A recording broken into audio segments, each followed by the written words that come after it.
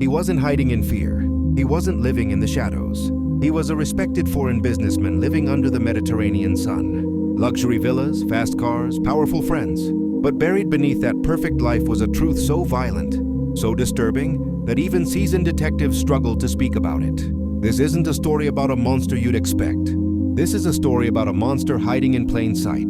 This is the story of a man who ran from one of the most savage crimes in modern legal history and almost got away with murder. Before we continue, please take a moment to tell us in the comments where you're watching from. You're part of this community, and we'd love to hear from you. Remember to subscribe and turn on notifications so you don't miss what's coming next. The story begins in Southern Europe in the early 2000s. To those around him, Daniel Mercer was the definition of success. An English expatriate living abroad, running private security work, captaining luxury yachts, and mingling with wealthy elites. He was calm, polished, intelligent. But Daniel Mercer did not exist.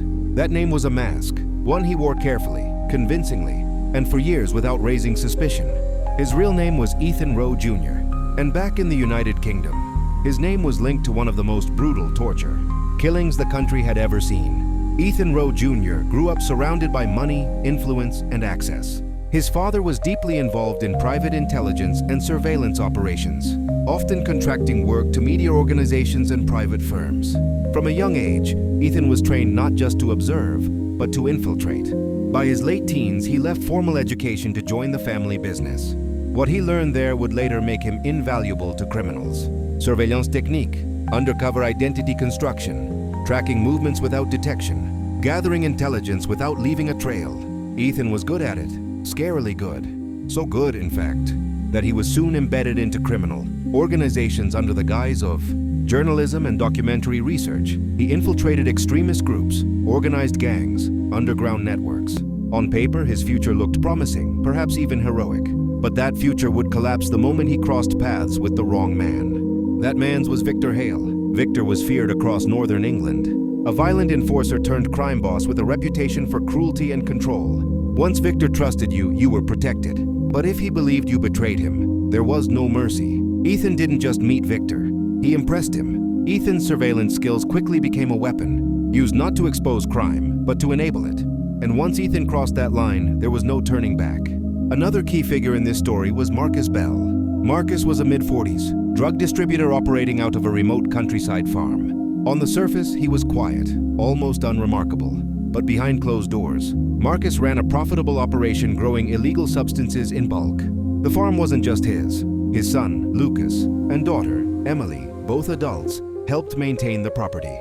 A trusted associate named Samuel Idris also lived and worked there. Marcus dealt indirectly for Victor Hale, but he kept parts of his operation hidden, and that decision would seal his fate. In the late 1990s, Marcus was stopped while returning from mainland Europe. Authorities discovered a large amount of undeclared cash, money that belonged to Victor Hale. The cash was seized. Victor never forgave losses. Then, during the holiday season years later, Marcus was robbed by unknown criminals, plunging him deeper into debt. Now he owed Victor far more than money. He owed him loyalty. Victor became convinced Marcus was selling independently, cutting him out. And that's when Ethan was called in. Victor ordered Ethan to watch Marcus's family. Ethan followed Marcus's son, Lucas, discreetly from their home to a secluded rural property, the farm. What Ethan discovered there enraged Victor. Rows of plants, equipment, evidence of a full-scale operation. Marcus had been hiding profits. Ethan reported everything. Victor's response was swift and violent. Victor ordered a raid, not a warning. The men he selected were notorious. Ethan Rowe Jr., surveillance and coordination. Caleb Knox, a hired enforcer known for extreme brutality. Ryan Cole, Victor's right-hand man. Mark Ellison, assigned as lookout. Their goal was simple: steal everything and make Marcus talk. The group arrived while the farm was empty. They stripped it bare, plants, equipment, anything valuable, loading everything into a van. Then they returned, not to steal, but to send a message. That evening, Samuel Idris arrived to tend to the farm. He never had a chance. The moment he stepped inside, he was ambushed. Punches, kicks, screams. They demanded money Samuel knew nothing about. He was tied up, suspended, submerged headfirst into filthy water. When he denied knowing anything, the torture escalated. Electric shocks, burning, chemical pain. The attack lasted over an hour. Samuel was still alive, barely, and then Marcus returned. Completely unaware of the nightmare unfolding, Marcus Bell drove up to his farm. The moment he stepped inside, he was attacked. What followed was even worse. Samuel was forced to watch as Marcus endured the same torture. Beatings, water submersion, and escalating cruelty. Then one of the men retrieved a metal rod. What they did next crossed a line even seasoned investigators struggled to describe. Marcus screamed, and the night was only just beginning. Marcus Bell was still alive, barely conscious, bleeding, broken. But the men weren't finished. They believed the missing money was still close, hidden, buried, or entrusted to someone Marcus loved. And then, headlights appeared at the edge of the property. Marcus's children had come to meet him at the farm. Emily Bell, just weeks away from her 21st birthday. Lucas Bell, 25 years old. They had no idea anything was wrong. No screams reached them. No warning signs, no chance to turn back. The moment they stepped onto the property, they were seized, dragged inside, and forced to witness something no child should ever see. Lucas was the first to be beaten. The men demanded Marcus reveal where the money was hidden. Marcus didn't answer because there was nothing to give. So the violence shifted. Lucas was tied up. A rope was looped around his neck and thrown over a beam. Slowly tightened. Emily screamed. Marcus begged, but the men didn't stop. They wanted desperation. Emily was forced to her knees beside her father. A gun was pressed into her mouth. "Tell us where it is," one of the men said calmly. Marcus sobbed. He swore there was no money. The men didn't believe him. They turned Marcus's chair so he was facing his daughter. They wanted him to watch. A knife sliced through Emily's clothing. The message was unmistakable. Marcus broke down completely. But still, there was nothing he could give them. The torture went on for hours. Burning plastic dripped onto Marcus's exposed skin. An industrial stapler was driven into his back, then his skull. Beatings resumed whenever he lost consciousness. Emily and Lucas could do nothing but watch. Every scream, every blow, every second, until finally, Marcus stopped responding. Emily later said she could hear her father breathing heavily. Then suddenly, nothing. She knew in that moment he was gone. Even after Marcus Bell was dead, the violence didn't end. The men believed the missing money might still be somewhere else. So they took Marcus's car and drove straight to his home. Marcus's wife, Julia Bell, was alone when they arrived. She never stood a chance. She was abducted and forced into the vehicle, driven back to the farm, toward the nightmare she had no idea awaited her. Meanwhile, Mark Ellison, the lookout, was growing nervous. Police sirens echoed faintly in the distance. Victor Hale, monitoring the situation remotely, gave an unexpected order. "Call the police. Report an assault." Why? No one would fully understand his reasoning. But that call would unravel everything. As the men returned to the farm with Julia, flashing lights appeared at the entrance. Police? Panic erupted. The group scattered. Caleb Knox was caught on the property.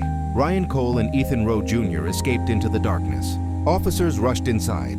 What they found would haunt many of them for the rest of their careers. Marcus Bell was dead. Emily, Lucas, and Samuel were still alive, but broken, bleeding, and traumatized beyond words. The injuries were staggering. An autopsy later revealed over 100 separate injuries on Marcus's body. Ruptured internal organs, broken ribs, facial fractures, brain bleeding, a collapsed lung. Detectives called it one of the most severe torture cases they had ever encountered. The attackers had fled in such haste that they left behind something astonishing. Food wrappers, drink bottles, cigarette ends. It was as if the men had paused to eat while committing acts of torture.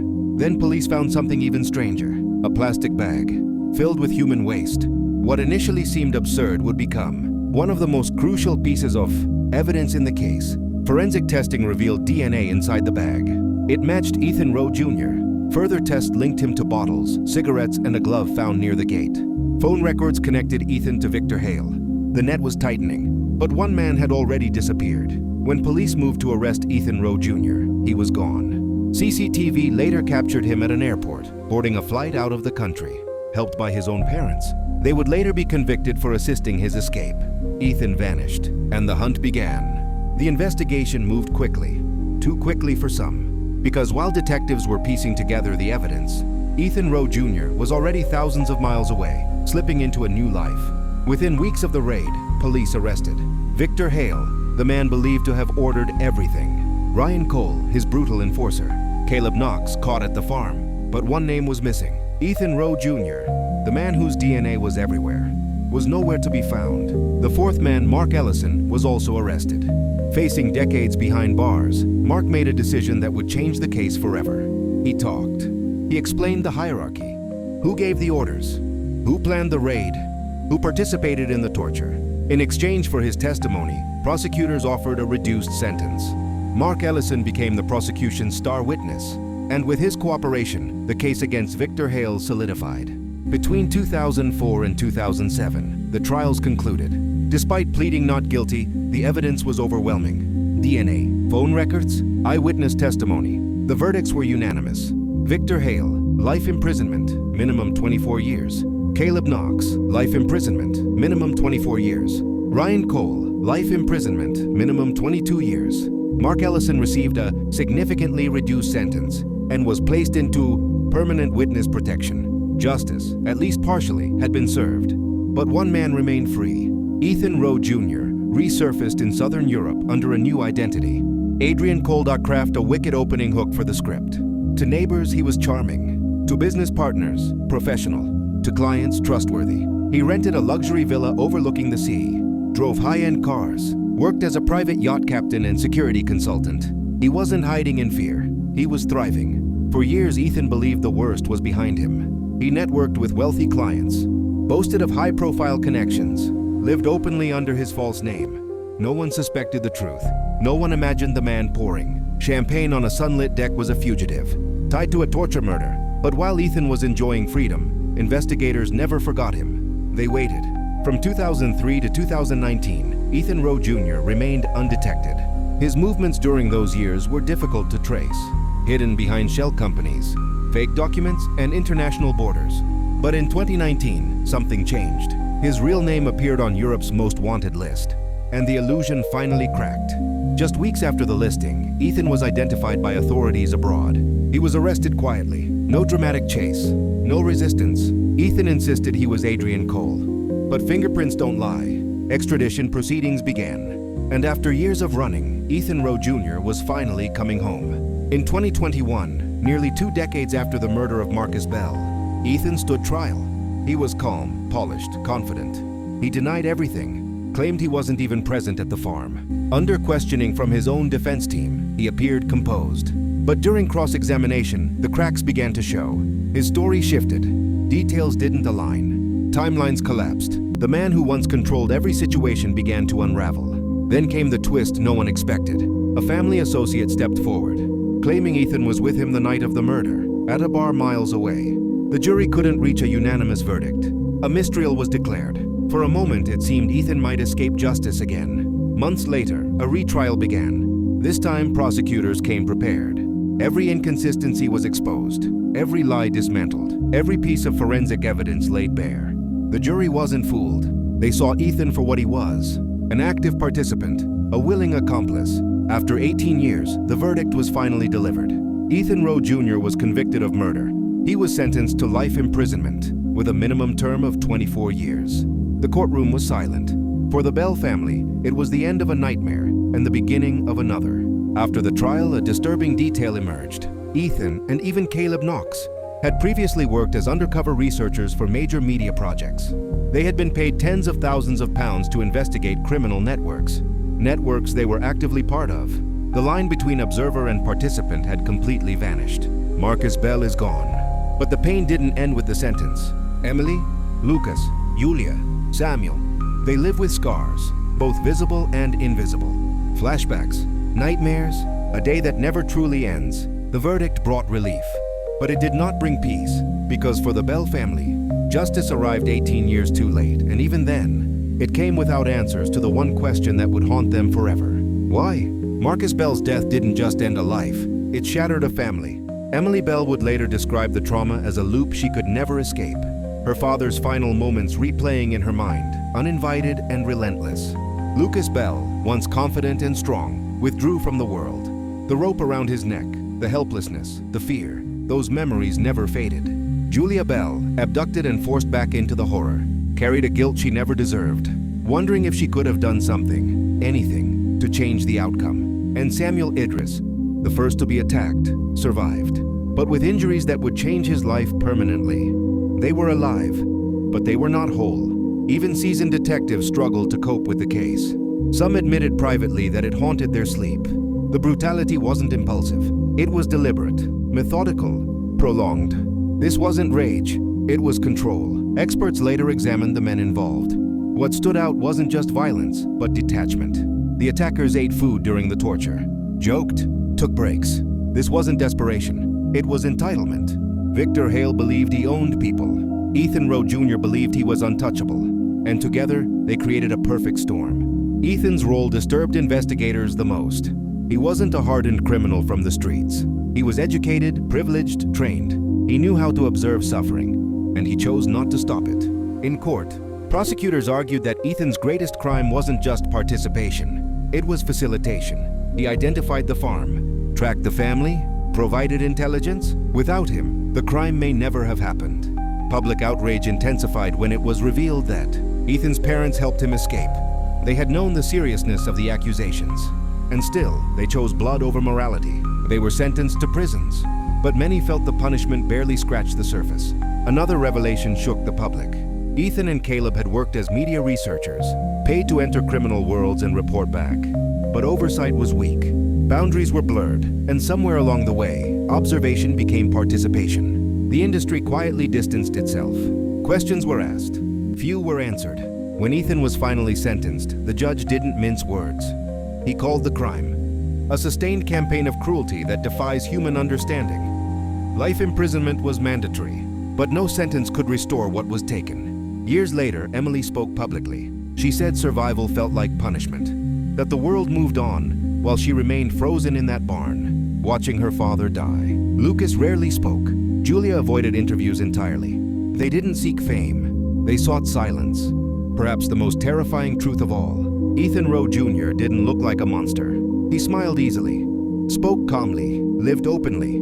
He was trusted, and that is why this case still resonates. Because evil doesn't always announce itself. Sometimes it wears a suit. Sometimes it holds a passport.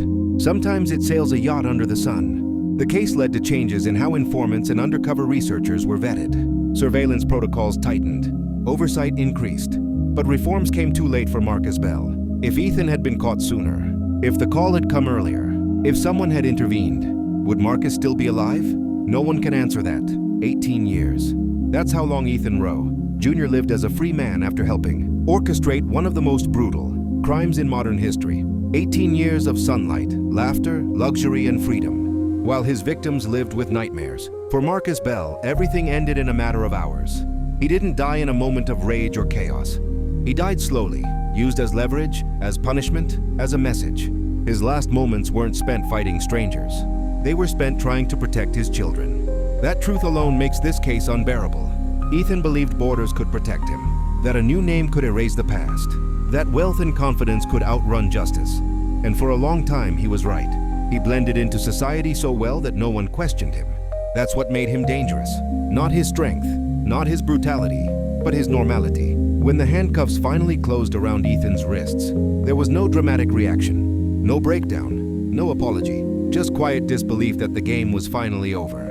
In court, he maintained his innocence to the end. But the evidence told a different story, a story written in blood, pain, and silence. Today, Ethan Rowe Jr. will never walk free again. Every morning he wakes behind steel doors. No ocean view, no false name, no escape, just time, decades of it. For the Bell family, the sentence didn't bring closure. It brought confirmation. Confirmation that what they lived through was real, that it mattered, that their pain wasn't forgotten. But healing is not linear. Some wounds don't close, they scar, and they stay. This case isn't just about crime, it's about power. About what happens when intelligence is weaponized, when authority goes unchecked, when people believe they are above consequence. It's about how easily lines blur between right and wrong, and how devastating the cost can be when they do. The most terrifying lesson of all, monsters don't always hide in the shadows. Sometimes they sit across from you at dinner. Sometimes they earn your trust. Sometimes they look just like everyone else. Some stories fade with time. This one shouldn't, because as long as greed exists, as long as power corrupts, as long as people believe they can control others through fear, there will always be another Marcus Bell, another family destroyed, another monster hiding in plain sight. Justice may be delayed, but the truth has a way of surfacing, and when it does, there is nowhere left to run.